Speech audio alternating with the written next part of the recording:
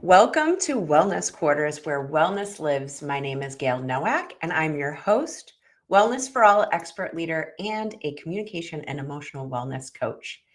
The Wellness Universe is thrilled to bring you this inspiring interview series with our members as part of our Wellness for All program. We bring experiences like this to you because we believe happy, healthy, and healed humans lead to peace globally. Join us here on the second Tuesday of each month at 5 p.m. Eastern Time and the fourth Wednesday at 3 p.m. Eastern Time for a 15-minute session filled with insightful interviews and practical wellness tips from top professionals in the wellness universe. Whether you're seeking inspiration or actionable advice to enhance your well-being, Wellness Quarters is your go-to destination to support you on your journey to a healthier, happier life. This pay what you can donation-based program is supported by generous viewers like you. If you'd like to donate, you can do that now, after we're done, or anytime in the future using the link that I'll pop into the chat. And a special thanks to everyone who has already donated. At the end of the show, you'll see a pop-up to leave a rating and a review. We're grateful for yours as it helps Wellness Quarters reach more people seeking tools and practices to optimize their well-being. Today, we're speaking with Linda Dieffenbach about breaking free from inner barriers.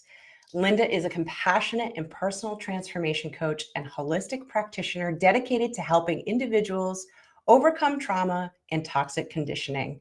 Her own healing journey, combined with her background as a social work informs her unique approach that integrates trauma awareness and energy healing. Linda creates a nurturing space for clients to gain clarity, self-awareness, and empowerment on their paths to personal growth. In addition to one-on-one sessions, she also leads workshops and events to support self-discovery and transformation. Welcome, Linda.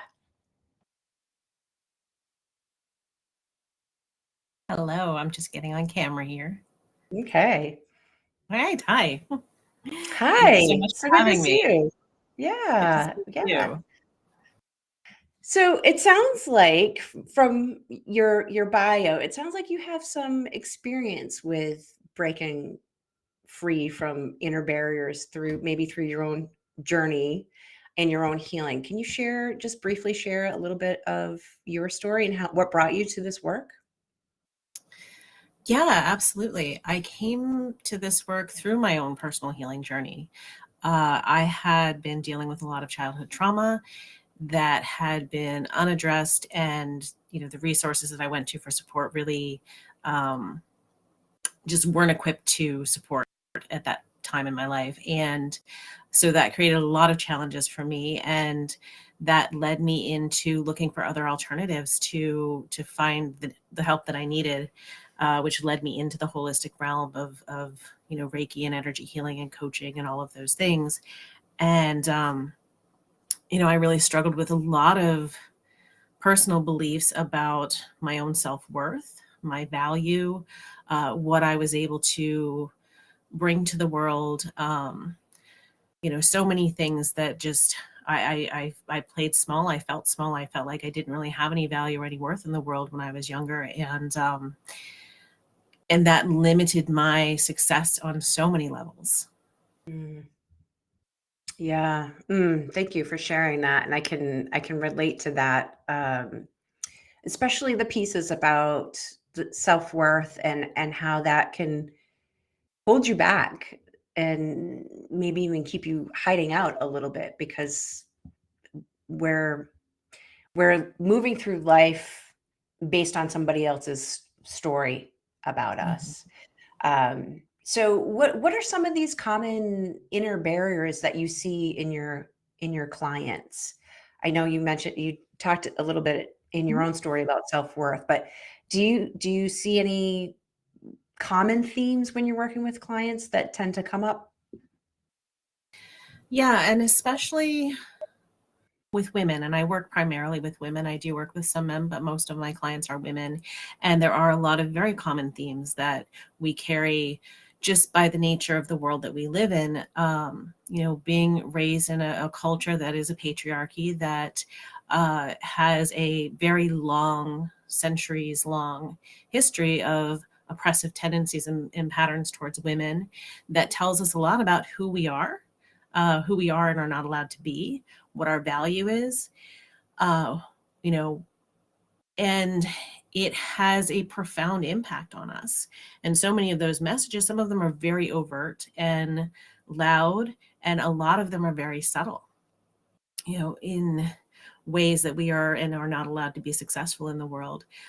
You know, growing up, and you may have experienced this too, like there was not a whole lot of options put out there as far as what a woman's career could be. You know, it was, you were either a homemaker, a teacher, a nurse, a secretary, like you were in service work, basically. And that alone speaks volumes to us. So with all of these external levels of conditioning, we carry a tremendous amount of shame, lack, you know, beliefs about lack and isolation. So we have a lot of shame about who we are just in being female. Recognizing that, or we internalize the belief that we're not enough, that we're not deserving of more, that we are, you know, we don't deserve success, we don't deserve happiness.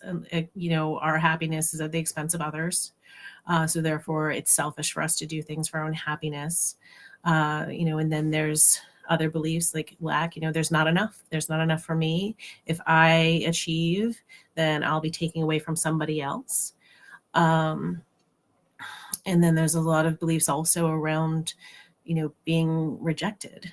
You know, if I stand up in my power as a woman, there's tremendously powerful influences that come back at us and try to knock us back down.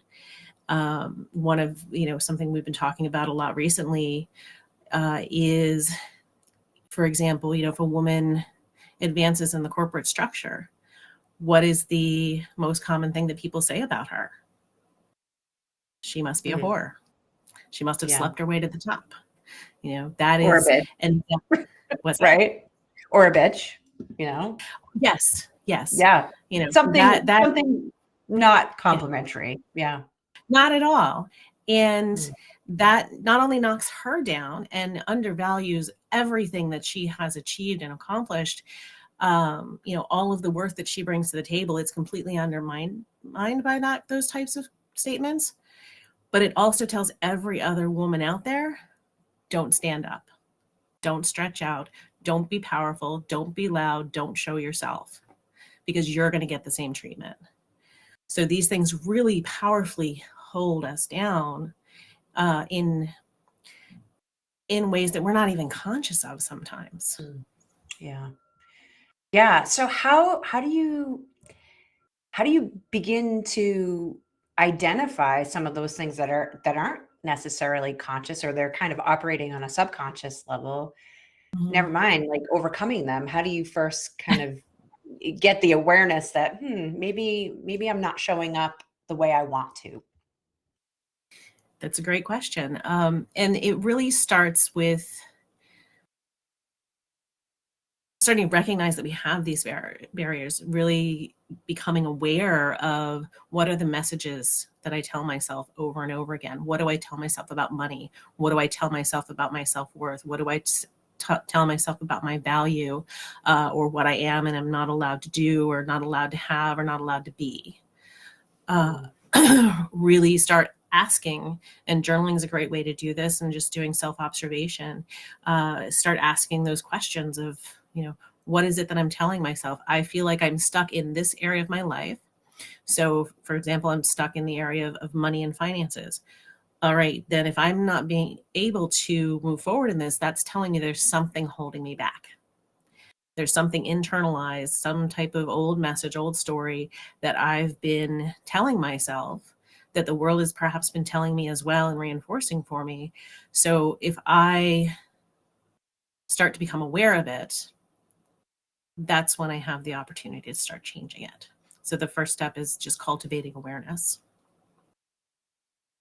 Yeah. And what I'm also hearing too is, if you're how do you move from that unaware to aware? And one of the ways of doing that is really kind of noticing Mm-hmm. stuck areas in your life, or noticing maybe repeating patterns like, oh, Mm-hmm. this always happens with this situation. That sounds like an opportunity to really start to do that kind of journaling and self-reflection of, well, what do I actually believe, or what am I telling myself about this particular thing that keeps showing up in Exactly. my life? Yeah, great. Yeah, So exactly. Yeah, go ahead. yeah, so once a client has that awareness, or a person has that awareness, um, what's a tool or resource that they can use to break free of a pattern like that? So, one of the powerful things that you can do is start challenging your own beliefs. So, perhaps if you can give me an example, as I've been talking, anything that popped up for you, a common limiting belief that you've maybe encountered or that you maybe carry yourself, what may be something is that came to mind? Hmm. Well, I was actually thinking back about something that I've worked on, but it really, when you were talking, it really brought up settling. Settling has been a theme in my life, and Mhm. when I had awareness of it, I literally said the words, "Oh my gosh, I've been settling for breadcrumbs." So that might look like, it was actually based on a discussion that I was having with someone about material things, like how I would kind Mhm. of let, my clothes get a little run down and ratty, and like Mhm. this whole story about like, oh, well, I don't need to replace it. Like I've got clothes on my back. And then it really, as I started to have that awareness, um, recognizing, oh, this is showing up in other areas of my life, and really thinking about it from a Mhm. relationship and relational aspect of like, oh, okay, I see that. I see how I'm Yeah. settling for less, right? So that was Yes. definitely a theme. Yeah, and that's a big one. And settling is the underlying message of settling is I'm not deserving or I'm not worthy. Right. That's the underlying theme. So then challenge that belief. So where did that come from? It could have come from any number of things, but for each person, it's personal. Where did that Right. come from? And what is the truth? What is my actual truth? Because the truth is you are worthy. The truth is Yeah. you are deserving of more and you are deserving of good things. And you start challenging those beliefs that come up and change the message. And every time you see the pattern come up and say, no, I deserve to have a new pair of shoes. I don't need to be walking around in these scruffy old shoes all the time. Right. So really just challenging that and start changing the messaging for yourself uh, starts to create a shift in the energy that you have trapped in your body. Yeah. Yeah. And that definitely was my experience of, once you reveal sort of that hidden truth, which is really not a truth at all, it's a limiting belief, then Yeah. you can come up with a better story, and you can start practicing and shifting that energy. And I think for me, that I changed the story to, I make my needs matter, because it was coming from, like you said, it's different for everybody, but it was coming from a place of, oh, my needs don't matter, right? From my Yes. from my past experiences. Yeah. And then from So there, yeah, just taking action and actually taking steps to make sure that your needs do matter. So you right. change that Yeah. message and then you actually do things that actually reinforce the message.